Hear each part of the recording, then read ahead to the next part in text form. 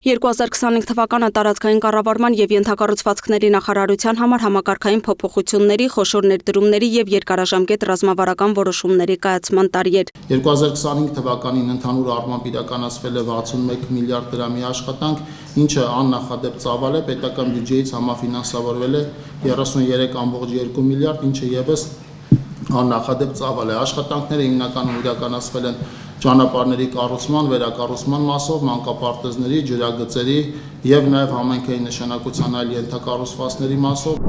Ճանապարհները, որոնք փոխում են քարտեզը։ 2018 թվականից մինչև այսօր Հայաստանում կառուցվել եւ վերակառուցվել է 5000 կիլոմետր, միայն 2025-ին 504.5 կիլոմետր միջպետական, հանրապետական եւ համայնքային ճանապարհներ, կառուցվել է նաեւ 10 կամուրջ եւ 2 տրանսպորտային հանգույց։ Նախարարի խոսքով որակի վերահսկողությունը զգալիորեն խստացվել է։ Բացի սրանից 30 կիլոմետր կրկնակի ասֆալտապատման աշխատանքներ են իրականացվել կապալառու ընկերությունների միջոցների հաշվին, անորակ իրականացած աշխատանքներ են դրանք եղել։ Միաժամանակ իրականացվում են ճանապարհների սև կետերի ուսումնասիրություններ, որոնք նպատակ ունեն նվազեցնել վթարները։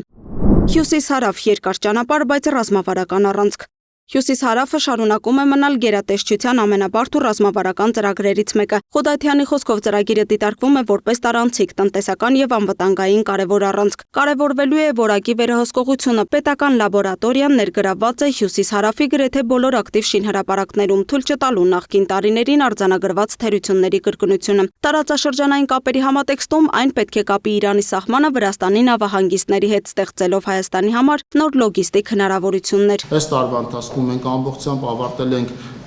դեպի Գյումրի գնացող հատվածի շինարարական աշխատանքները, այնտեղ առաջիկա օրերին նաև լուսավորության ցանցի անցկացման աշխատանքները կավարտվեն։ Ջրային ենթակառուցվածքներ։ 2025 թվականին ավարտվել է Վեդիի ջրամբարի շինարարությունը, որը նախարարն անվանեց երրորդ հանրապետության պատմության մեջ աննախադեպ իր ծավալով։ Իսկ Կապսի ջրամբարի դեպքում պայմանագիրը խզվել է շինաշխատանքների ժամկետների խախտումների պատճառով։ Առաջիկայում կհայտարարվի նոր մրցույթ։ Հանրային ներդրումային կոմիտեում դրական եզրակացություն են ստացել 5 ջրամբարների կառուցման աշխատանքները, դրանց մասով նախագծերը կան, առաջիկայում կմեկնարկեն շինարարական աշխատանքները եւ որոշակի ժամկետի խախտումներով, բայց ջրամբարաշինական մեր աշխատանքները ընթացքի մեջ են լինելու։ Էներգետիկա առանց շտապելու, բայց հստակ ուղղությամբ։ Ամենաքննարկվող թեմաներից մեկը նոր ատոմակայանի հարցն էր։ Հայաստանը վերջնականապես որոշել է, որ նոր ատոմակայանը կլինի մոդուլային, իսկ մոդելի ընտրությունը դեռ առջևում է։ Ուսումնասիրվում են առաջարկներ Ռուսաստանից, Միացյալ Նահանգներից, Չինաստանից, Կորեայից եւ Ֆրանսիայից, իսկ վերջնական որոշումը սպասվում է 2026-ից 27 թվականներին։ Միաժամանակ իրականացվում է գործող հայկական ատոմակայանի շահագործման ժամկետի երկարացման ծրագիրը։ Արդեն իսկ ընթացքի մեջ է երկրորդ փուլը, որը հնարավորություն կտա եւս 10 տարով երկարաձգել Հայաստանի ատոմային էլեկտրակայանի աշխատանքը։ Ապրիլից ատոմակայանում պլանային անջատում կիրականացվի, այն 5 ամսով դուրս կգա էներգահամակարգից, սակայն նախարարի վստահեցմամբ արևային կայանների եւ այլ հզորությունների հաշվին խնդիրներ չեն առաջանա։ 1100 մեգավատ դրվածքային հզորությամբ արևային կայաններ կան միացված ցանցին, ինչը էականորեն մեծ է, նախորդ տարվա մեր արտադրած էներգիայի շուրջ 15%-ը արտադրվել է այդ կայանների կողմից, մի փոքր ավելի պակաս քան 15%-ը, եւ նաեւ դրանք մեզ հնարավորություն կտան էներգահամակարգը պահել անխափան վիճակում։ Էներգահամակարգերի սինխրոնացում, կայունության բանալին։ Գերատեսչության առաջնահերթություններից է Հայաստանի 4 հարևանների հետ էլեկտրահամակարգերի սինխրոն միացումը, ըստ Խուդայթյանի, տեխնիկական խոչընդոտ չկա, իսկ այս քայլը ոչ միայն կոմերցիոն, այլև էներգետիկ անվտանգության կարևոր բաղադրիչ է։ Իրան-Հայաստան երրորդ գծի շինարարությունը նախատեսվում է ավարտել 2026-ին։ Երկաթուղի բանակցություններ եւ ակնկալիքներ։ Հայաստանը շարունակում է բանակցությունները Ռուսաստանի հետ Իջևան եւ Ախուրիկ երկաթուղային հատվածների վերականգնման վերաբերյալ։ Նախարարի ձևակերպման ընկալումն այն է, որ աշխատանքները կիրականացվեն ռուսական կողմի անմիջական մասնակցությամբ։ Միևնույն ժամանակ կառավարությունը պատրաստ է այլ սցենարների, եթե գործընթացը ցկցկվի։ Թրիփ, Ամուլսար եւ էներգարդյունավետություն։ Թրիփ ծրագրի մասով Հայաստանը ռիսկեր չի տեսնում, նախարարի խոսքով անգամ հնարավոր ռիսկերը կառավարելի են։ Այն ամբողջությամբ տեղավորվում է Հայաստանի տրանսպորտային ռազմավարության եւ ապաշրջապատման տրամաբանության մեջ, իրականացվում է Հայաստանի Հանրապետության կառավարությունը աշխատելով Միացյալ Նահանգների գործընկերների հետ։ Դուք տեղյակ եք, որ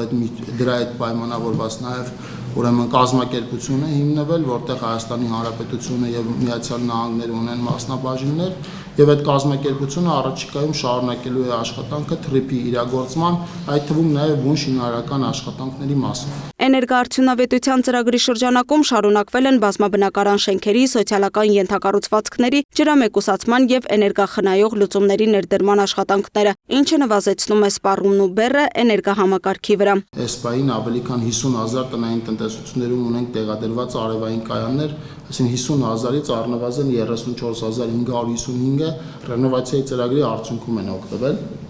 Շուրջ 83 միլիարդ դրամ է տրամադրված վարկերի ծավալը, որից 2025 թվականի ընթացքում մենք համաֆինանսավորել ենք 7,2 միլիարդ դրամը։ Մենք ծրագրի որոշակի փոփոխություններ ենք պլանավորում եւ փոփոխությունները հիմնականում պայմանավորված են կուտակիչ կայանների տեղադրման անհրաժեշտությամբ։ Ինչ վերաբերում է Ամուլսարի շահագործմանը, նախարարությունը շարունակում է աշխատել կառավարության սահմանած քաղաքական շրջանակում, շեշտելով վերահսկողության եւ անվտանգության կարեւորությունը։